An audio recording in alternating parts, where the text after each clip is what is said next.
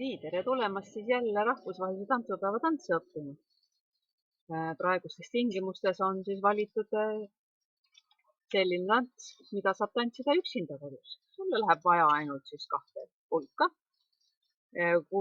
50 kuni 60 sentimeetri pikkust. Minul on siin natukene lühemad küll, aga siis igaüks vastavalt võimalusele vaatab siis, kas leiab kuskilt kuuri alt või läheb lõikab pajukõsast.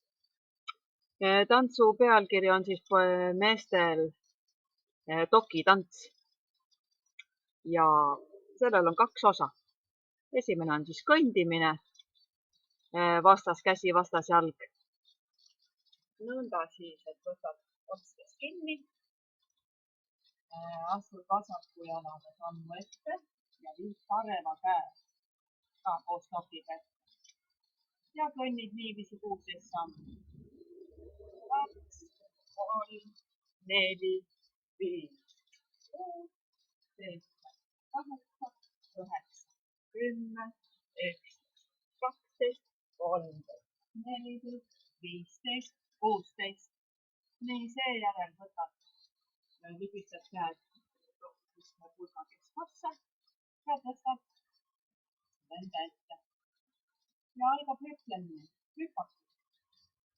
Kõigepealt siis vasakul jalal 2 hüpakut.